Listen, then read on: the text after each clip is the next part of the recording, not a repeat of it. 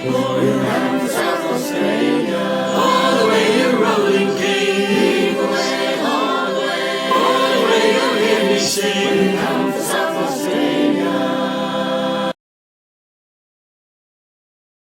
Welcome to episode 5 of Oh the Tales We Tell Cornwall, our lovely podcast that has been supported by Carn to Cove and Cornwall 365.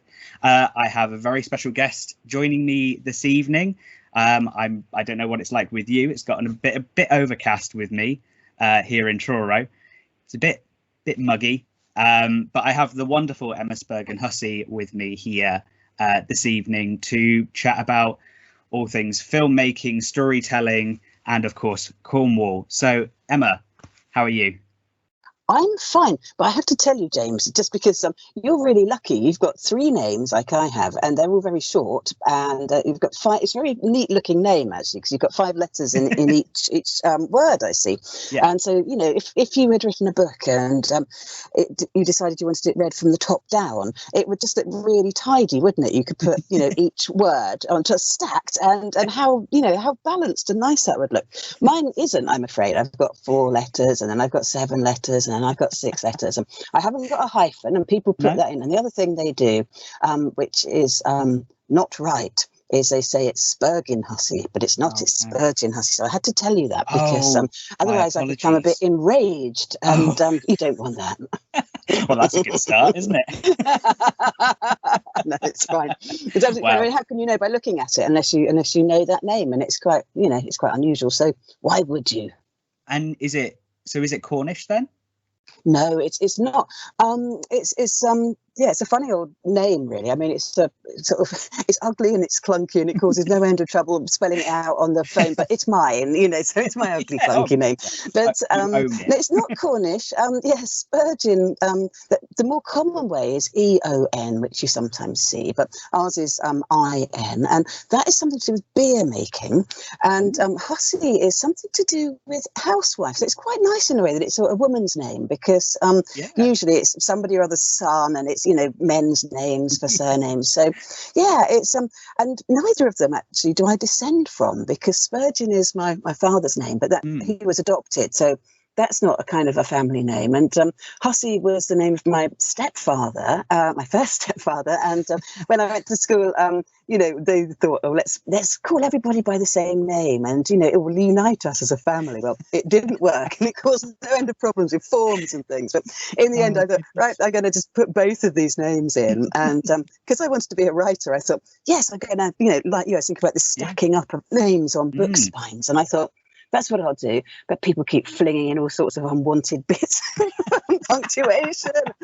Dear, it's a terrible life, you know, James. It really is. It's a struggle, isn't it? The struggle is real. So first world problems, as they say. Definitely. I really like to start our little interviews off by asking the same question to our guests, and that is, obviously we're doing this remotely because we are still in this weird, wonderful world that we live in. If we were meeting in person today, where would we be? What would we be up to for this interview? What do you typically do when you're out chatting to people? Well, I probably would. Well, it's lucky it wasn't a couple of hours ago or 3, because we'd have probably been having to trundle about Tesco's doing a shop where I'm scribbling on a piece of paper and scowling and looking at very empty shelves. And, you know, still, I think there's lots of visitors down, aren't there? Because well, the gin shelf was almost empty. I was scandalised, and so there's all sorts of terribleness going on there. But luckily for you, you don't have to come there with me. But if it was a nice day, I think we should go out somewhere with a beer garden or something like that. I always like the idea of there being, you know, a pub garden by the water, by, you know, the sea or a river or something, and you know, just somewhere where it's sort of nice and cool. But it's not a very nice day, so I think we should go somewhere and have some coffee or something like that in quite a nice cafe. Preferably one of those ones that they have with cats that hang around in them. I always, you know, think that cats are good additions to most meetings. Definitely. Oh, definitely. That sounds wonderful. I was trying to rack my brain for a pub with a water view then. Yes. And I can't remember. There's one. gosh, they do really nice food as well. You know where the Norway Inn is between Truro and Falmouth? You know the pub, not that one, but the one that's further down the lane and it goes down by the water. Oh gosh, what's it called? What is it called? You know the one that's got the jetty? Yes. Is it the Pandora? That's it, the Pandora. Yes, that does nice food, that's doesn't it? A nice one. And that obviously you get the lovely view, especially the sunset. Yes. Oh, that sounds wonderful. Really nice, isn't it? Yes. Maybe another time, eh? Yeah, like you, I've got not very interesting weather outside. So yes, another interview. We'll go somewhere nice like that and watch the sun going down while we chat. Definitely. Wonderful. So obviously you have a lot of strings to your creative bow. So please do tell us a little bit about your work. Obviously, starring in films, telling stories. There's so much, so please do indulge us. Oh well, I suppose I'm a jack of all trades, really. I started as well. I suppose I've always written. That's always been something that I've done. And when I was 19, I came to Cornwall and started training as an actor. I'd never really thought I would do this because I don't know if you find it in families, but in our family, we were a step family, but in the first family I was part of, it was just me and my younger brother. And it was always decided that, he was the pretty one, because old ladies would stop us when we were out walking and go, look at that little boy, and they would make a big fuss of him and look at me and sort of pitying me and saying, is this his sister? And my mum would go, yes, it is.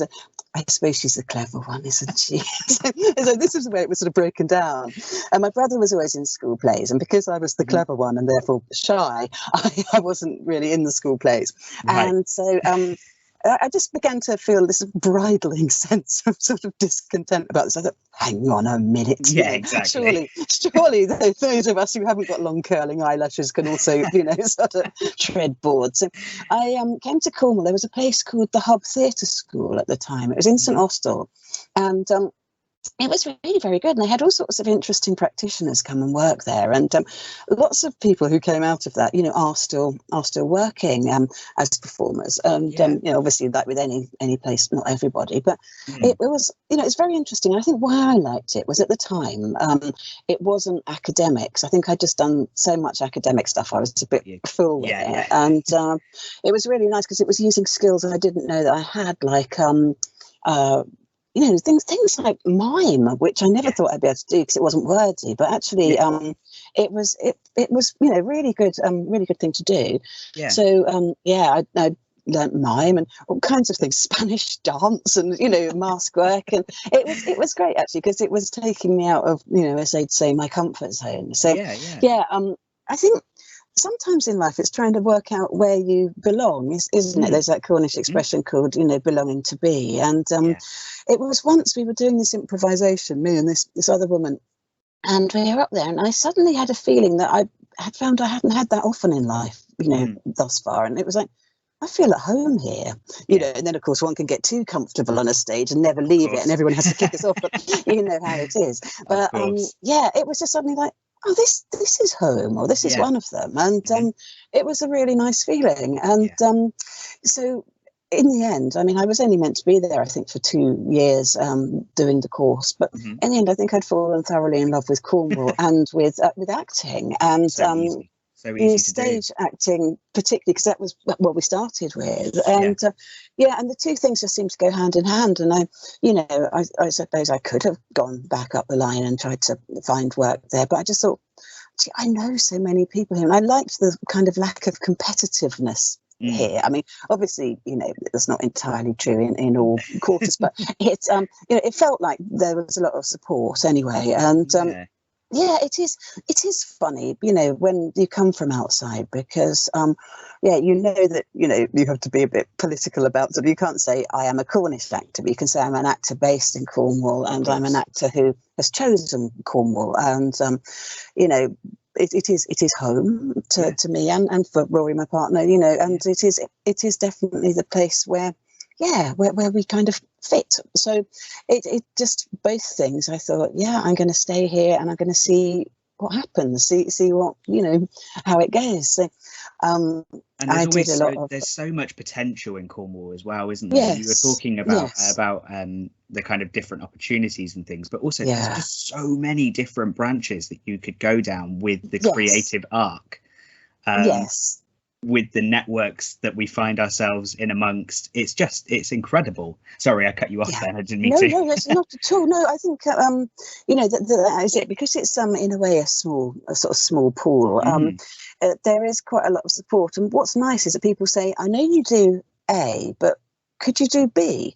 And if you've got any shred of honesty, you say, of course I can do B. No, you say, I think I could do B because I've done this and this, which is B-ish, and people give you a chance, which is lovely. I mean, from doing sort of stage acting for years, indoor and outdoor things, with Cornish communities, using Cornish stories for the most part, and both historical and sort of mythic.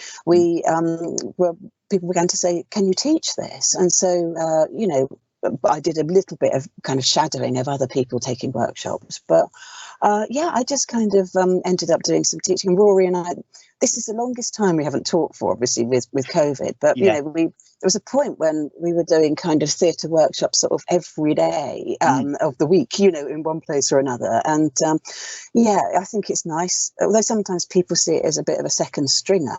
I think that teaching is actually not that, because it makes you realise what you know and what you don't know, and it teaches you. I genuinely feel it does teach you so much, because you think, God, that is a really simple way of, with children or people who are new to it, it's a really simple way of showing, for example, fire or something like that. That you spend ages like making something really complicated, and they just throw a bit of red netting on the floor, and suddenly there it is, because of their belief in it, I suppose, and their lack of feeling, is this a bit stupid, is this a bit hackneyed, is this a bit whatever? And I feel that the people that we've taught have definitely repaid us. It's sort of twofold, really. And I think that's the lovely thing about storytelling, isn't it? Is there's always this, be it between teacher and student, audience and actor or performer, it is this two-way thing that we get. It is. And it's so dynamic, addictive. Yes. But it's so addictive as well. Yeah. Because it's, you're giving them a space in time, and they are giving you their own time. And that alone is just something to bewilder. It's just incredible. Well, I've always thought this, when we've done youth theatres, which we've done for years and years and years, there'd usually be, per session would be 2 hours long. And it was always a bit astonishing that people wanted to give you the responsibility of sort of filling or doing some stuff for 2 whole hours of their quite precious weekend, quite often. And this is it. And I'd be sort of thinking, what can I get them to do? And because our youth theatre in St Austell was always on a Saturday, and it would start at 10, and it was quite early and quite a shock to the system. And so excuse me, but you'd be getting up early and doing this. You think, well, at the very least, I can be entertained. So I'd always think of quite ridiculous things for them to do, and I'd always be trying to think of different games and new angles on this, and with the plays, trying to think of different start points and be varied and imaginative. And sometimes what was interesting for me was that people always say, well, children have got, such a short attention span now. And I realised that it wasn't them, it was me. I was sometimes going, right, next game now. And, thinking, oh, they're going to get bored. I must sort of, kind of jump before I'm pushed. But actually, these can really keep doing it. And they really would sometimes get into something. I'd have to learn to curb my own impatience. I've got a million other things I want to do with you too, But sometimes you get just some really nice stuff out. It's the power of imagination as well, isn't it? Especially with kids. I mean, you talk about we talk about immersion and things like that. Oh my God, kids are all in.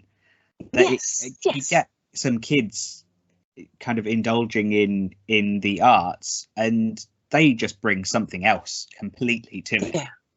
Yes, I mean, you say that, and I think that is largely true, but it's often saddened me when you meet people who are really quite young. We'd start with people from about 7 and upwards, and sometimes they would not play, if there was a game or something. Occasionally you'd meet somebody who would say, but this is silly, or can I sit this one out, because they felt embarrassed or whatever. And you just think, wow, it starts early, that thing, and you're not necessarily blaming anybody, but that kind of conditioning that that we have to kind of not be silly, to be sensible, it really sometimes with some people starts soon. And that's always been a very sad thing, because you always hope that in childhood at least there's some degree of freedom. But well, sometimes you think, maybe when they're grown up, maybe it will change round the other way, with these people who've been early responsible people. I don't know, but and I don't know about you, but I do. But I think I actually refound it in the theatre. Oh God, yes. I refound it. I refound that level of immersion that you just can't really get anywhere else, because you are a part of the story. And we're playing and we're having fun and we're creating from sometimes nothing. We seem quite childish sometimes, people who who do this sort of thing. I mean, often people say, people look very young who do things like, obviously, at the kind of well-paid end of things, they're probably having work done. But for the rest of us, we probably just muck about all the time and are quite cheerful mostly. And that probably shows because we're, sort of not being dragged down by, life being a veil of tears all the time. I mean, I'm not saying it's all jolly, obviously, because clearly there's all sorts of, it is sort of feast or famine. It's quite an up and down thing to do, isn't it? Particularly lately, there have been, sort of unprecedented hardships, I suppose. But it is generally a kind of, I suppose it is a saying yes to life, for the most part, isn't it? Oh, definitely. That actually leads quite nicely onto the next question that I got lined up. So, what is it that you love most about telling stories, and what effect do you kind of hope that it has on audiences? Oh, interesting. Well, I think first of all, one of the things I like about telling stories is there are so many different ways in which to do it. Sort of on stage, obviously, and that very magic liveness of it, that breathing the same air, that kind of thing, that we're absolutely here in this moment, and it's never going to be quite the same again. And film, which I came to later, but the fact that you can get so close, and how little you need to do. And actually, if you do too much, it's not like an extra present for the audience, but it sort of gets in the way. And just that kind of thing of trying to let people in and seeing the story through a character's eyes a lot of the time. And that kind of detailed work is always quite satisfying too. A thing that I've done in recent years has been audiobooks, and I really some people can't stand it drives them mad. It's like I read a thing, it was a book about astrology, and I'm still not sure if I believe anything of it at all, but it was a thing called Sun, Moon and Planet Science, and it said if you're an Aries with Moon in Leo, which is me apparently, you are the closet show-off. And it always just made me think, oh God, yeah, that is me. I'm sort of introverted, but sort of take my revenge on the world by showing off. And then I thought, actually, I really am in a kind of closet. I'm in this thing like a wardrobe or a cupboard, showing off. And you have to show off in a very still way, because when you do the voices, I was in one studio and it was really cold and we couldn't put the heater on because it was too noisy. And I was looking out over a graveyard in London and I said, I'm going to put my coat on.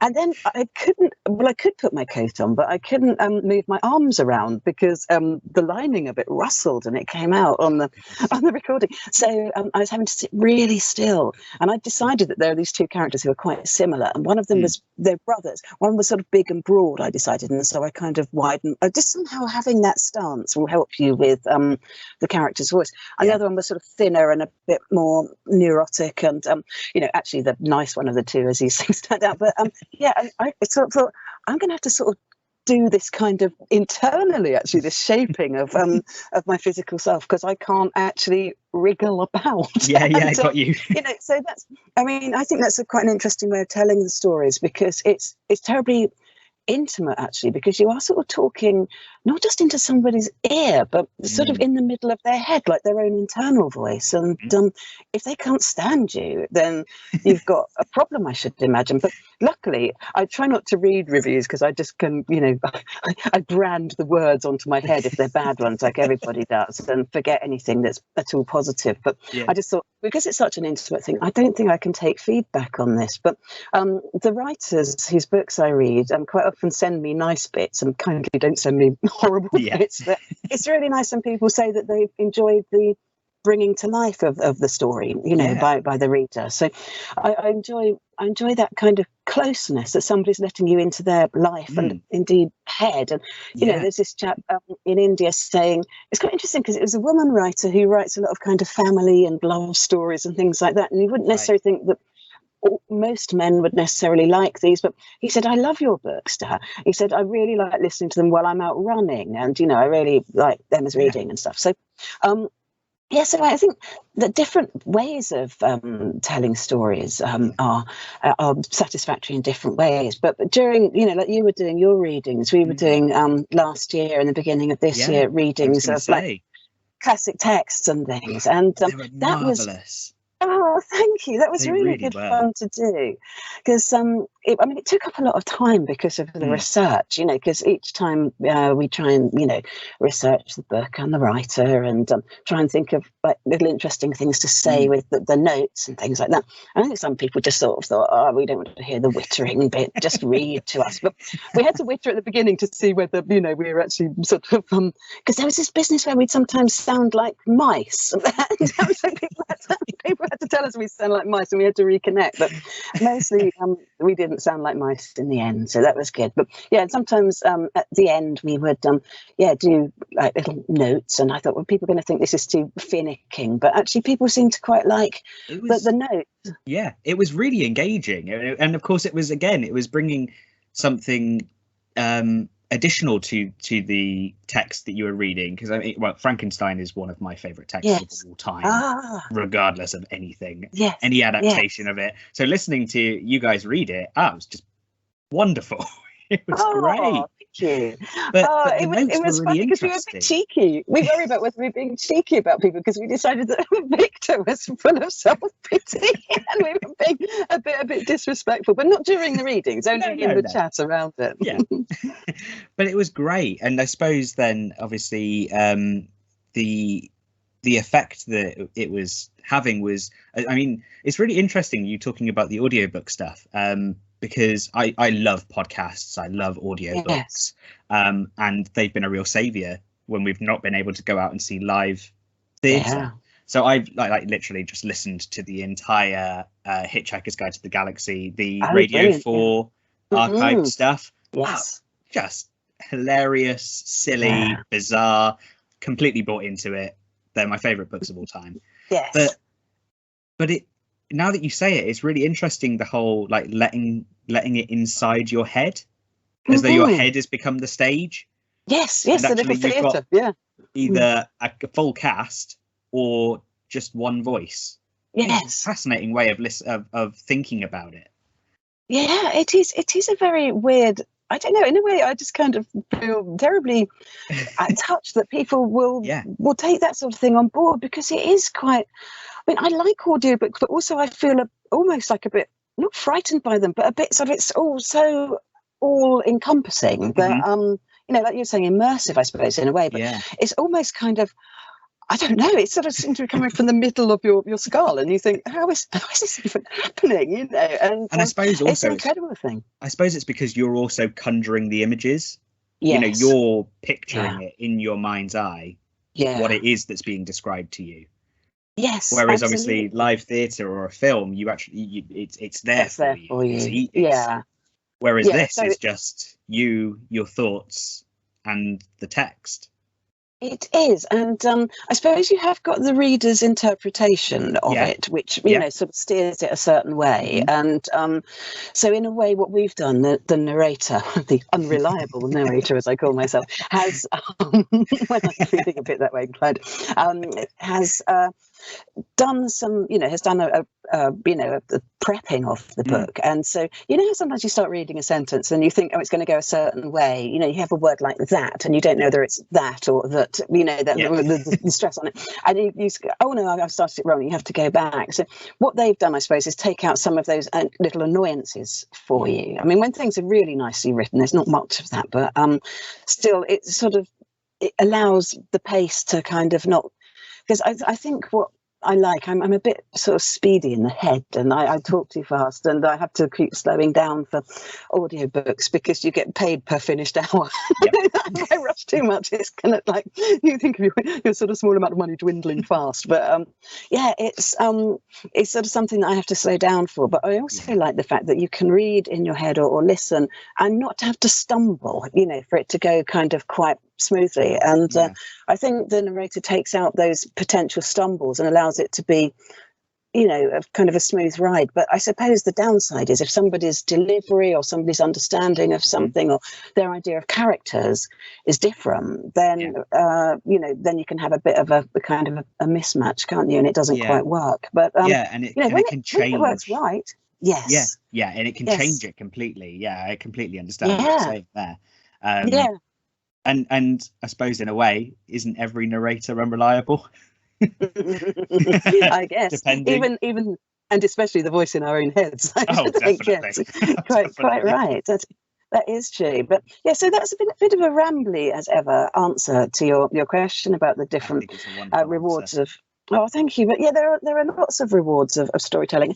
And then, of course, there's the stories that we tell in life. I never thought I was much of a sort of an anecdotalist. I just thought I'm not the sort of person to whom anecdotes happen. But as you get older, I suppose you collect things. And it's often the things that go badly, isn't it? I mean, you're talking earlier about getting married, and I don't want to sort of ill wish anything, but I was just thinking about the weddings that I can remember. And mostly they're the ones where things go terribly wrong. Actually, the most recent one I went to was actually the happiest wedding I have ever been to, and it was just like you're kind of aware that it was like a room full of love, and it was incredible. There wasn't anybody going, this day's all about me, or I want to have my big day, or I feel my nose is out of joint because someone's worn the wrong frock or whatever. It was really just about they really wanted their friends to come and witness them kind of sort of saying that they loved each other, and they wanted to say they loved their friends, and it was superbly lovely. But and I remember the loveliness there, but mostly on most weddings I've been to, you remember the terrible things that happened. You remember what we did to assuage the boredom when they went up on the cliffs to have their photographs taken for 2 hours and things like that, and it's often those things that give you stories. And then there's the other sort of telling stories, of course, which is the telling lies bit, which is always good fun. I mean, I don't mean in an evil, manipulative way, I don't think, but I mean in kind of, I don't know if you've got friends who you can kind of wind up. Because I know I have, and you can just keep them going on certain things. And there's something very enjoyable about that, stringing people along with some sort of taradiddle about, here's this person who you've invented. And do you know them? You might have seen them around town and, this, that and the other. And I think I have, and then you start to say, and, in the end, there's this kind of like, oh, yes, I do. And then they start to say about how they know this person. And just, there is something really nice. And I think this is why we quite enjoyed working with the children, because we had the same sort of like mucking about thing where we just make something up, and we would sometimes tease them about things and sort of go, oh yes, there's this thing, and they go, oh, is there? And they do a play about it, and afterwards I'd have to say, I'm really sorry, that was a terrible lie, this wasn't a thing at all. And it's like, oh, we knew it, and so I think they quite liked it that it's like, oh, we believed you.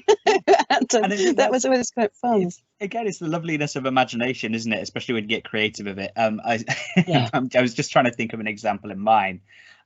One thing that we use, I won't obviously name them, but there's a certain news source down here that we constantly make up articles about them, and we like tell people, oh, did you see so and so on the thing? And they're like, what? And it'll be something really silly or really something like bizarre. They'll be like, I can't find it. Like, no, are you sure? Oh, I can't find the link either now. Oh, it's all right. Don't worry. I'll tell you the whole thing. And then we just spurl off some story. Because it sounds tangible for what they write. And we always chuck in a couple of spelling mistakes, like of people's names or places. It'd be Penzance instead of Penzance or something like that. Just to give it that little, just to give it that authenticity, Yeah. Yes. Oh, no, it is sort of quite funny to do things like that, especially if you get if you match it with what the source is likely to do, then yes, you can have some fun. So I think that is, telling stories, and in some ways, there is a theory that acting is merely nothing more than lying, because in a way we are pretending to be somebody doing something in a place, where we none of which is actually real. So I think that it's about people always say, it's about sincerity, and then you've got to learn how to be sincere, and then when you can mock that up, lucky you. But in a way, it is a sort of lie, but it's a lie in which an audience is really happy to engage with. Exactly. So what then? Talking about our storytelling and obviously your work in the industry, what would be your top bit of advice for any creative starting in the industry today? Ooh. I know it's a big. No. I wouldn't say don't, because they obviously will have enough naysayers. I'm sure they'll have family and people saying, do the sensible thing. Yeah. My advice for somebody wanting to start out, I would say, try and. Oh God, what would I say? I would say, don't have a safety net. I think I would still say that, because people always say have something to fall back on. But I think sometimes if you have the safety net, you're always kind of keeping an eye out for, is that behind me? And I think in a way, if you don't have a safety net, it makes you work harder, be more thorough, and, just focus better. I suppose I write as well, I can teach as well, but these are all things that come out of, I suppose, creative work. And I think I would be really useless as somebody's employee now. I just think that, I've become sort of like one of those weird old twisty trees we get in Cornwall that go kind of sideways, because it sort of shaped itself. And I just don't think that I could, a safety net would be useless for me. I know that probably for some people that would be a terrible thing to hear. I would say, be brave. Yeah. I would say never moan. Really try not to moan even. I mean, if something is really completely out of order, report it, deal with it, find out, sort of can Equity or anybody else like that, sort of help out with, if somebody's being abusive or you're being taken advantage of. But don't just moan about small things. Write that in your diary or tell your your best chum or something, but don't moan in the workplace. Be nice to people, because the people will remember that. It's that thing about, they'll forget what you say, they'll forget what you do, but they'll remember the way you make them feel. And because oftentimes you do get invited back because people have enjoyed working with you. I mean, you hope that it's because they've liked your work, but also make yourself easy to work with. Keep learning. Learn as much as you possibly can. Learn about other people's roles in, like if you're doing a film, try and find out. I mean, without obviously stopping work and going, what's that light for? But try and find out what other people do and appreciate their role in it. Because I think it's very easy for everyone to think that other people are just faffing around, but obviously they're all there for a reason. There's, they're playing a part. So find out more.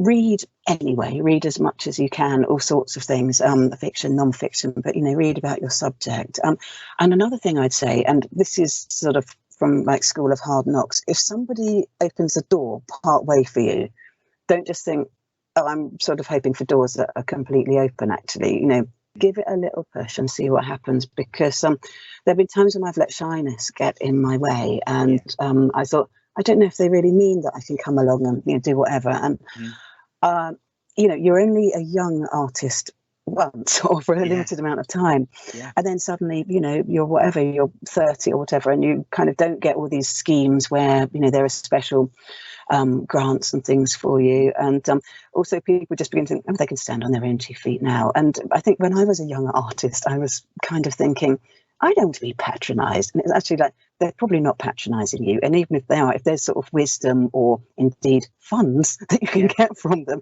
let them do it a bit, but then prove them wrong with work that says out loud that they're not. It's not just they're young and they're good, but they're good. So the best revenge, if you're feeling like you might be being patronised, is to do good work. And so I suppose that'd be the final piece of advice for now: is do good work, have fun. Oh, that's giving me goosebumps. That is perfect advice.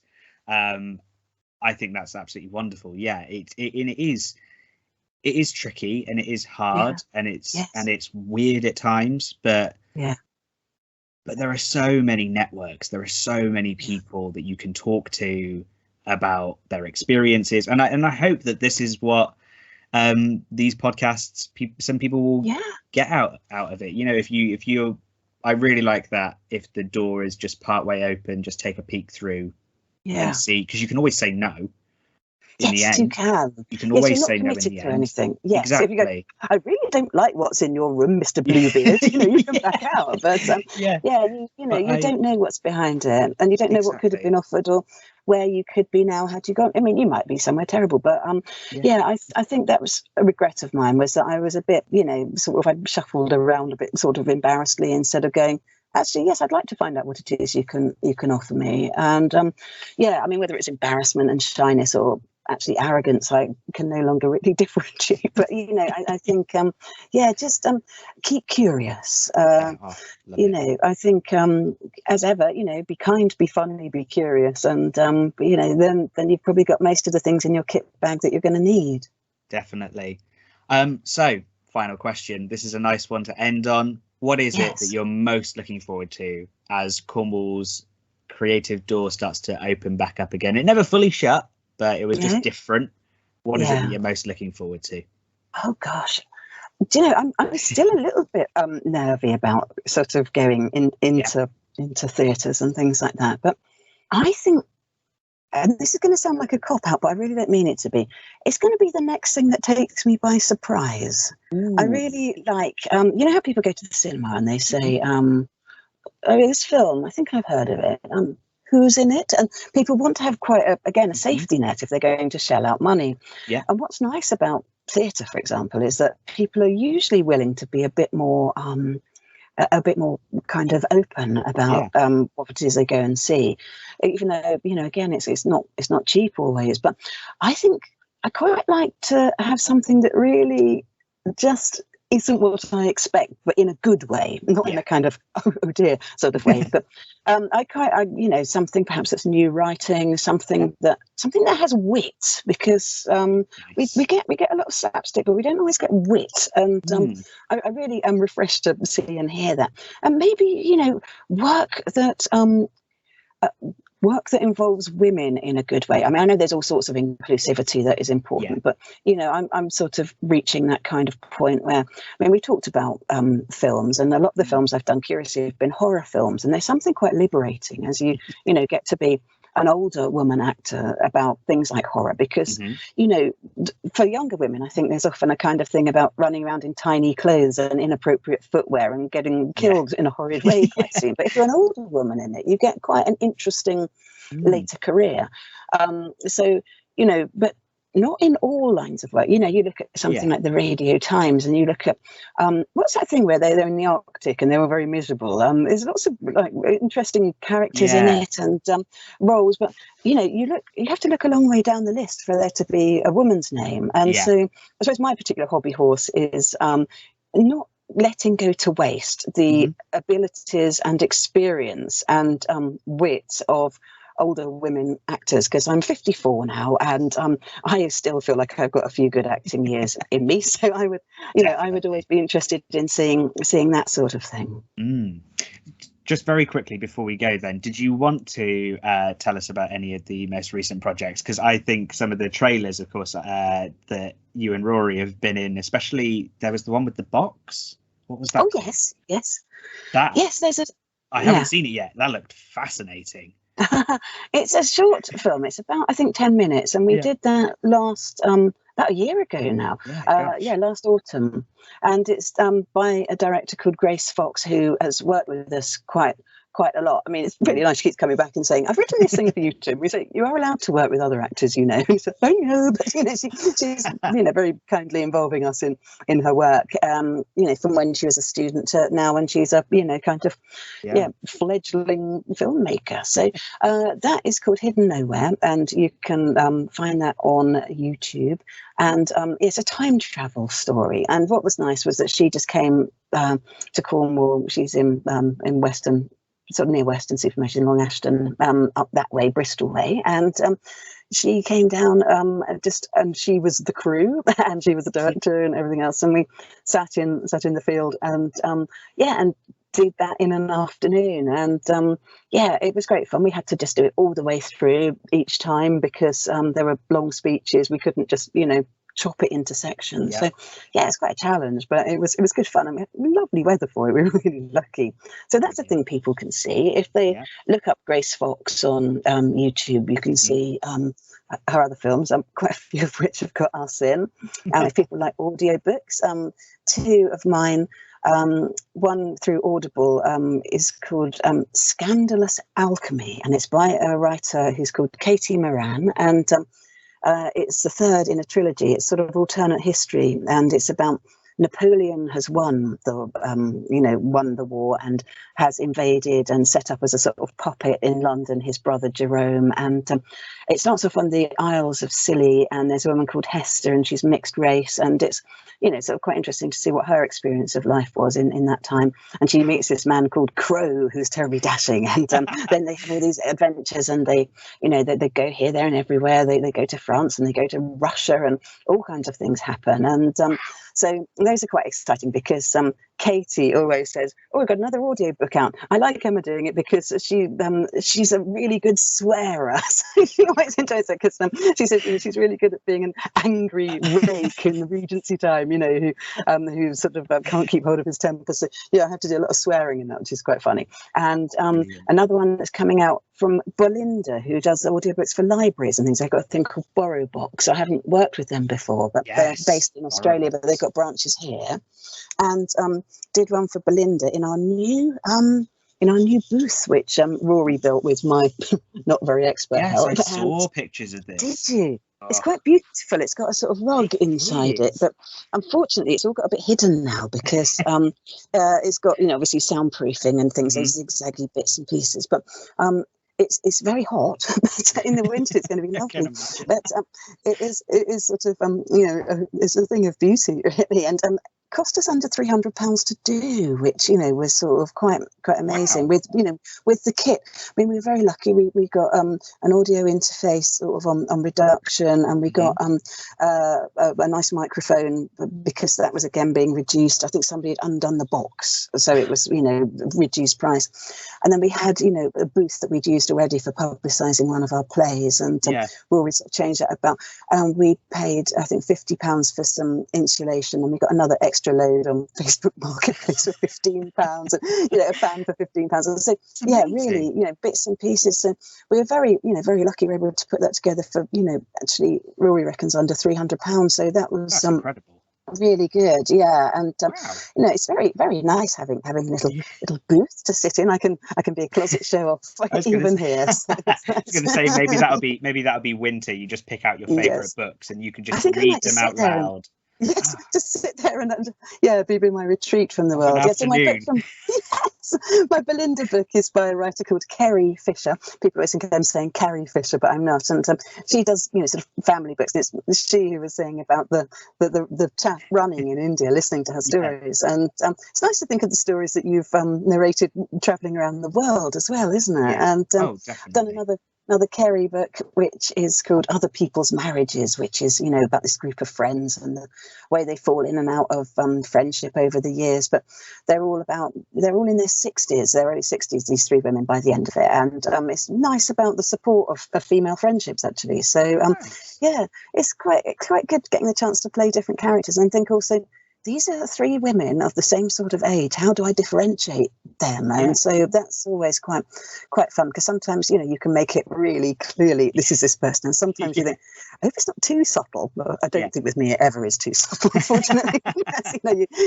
you try your best, don't you? So is there any film that we should look out for? Ooh, that's an interesting question. Well, it's not out yet, but there are two films coming out by Dark Temple Motion Pictures, and it sounds like a really big organisation. But Dark Temple is really a chap called Charlie Steeds, who is incredible. I think he's still only 27, and he is.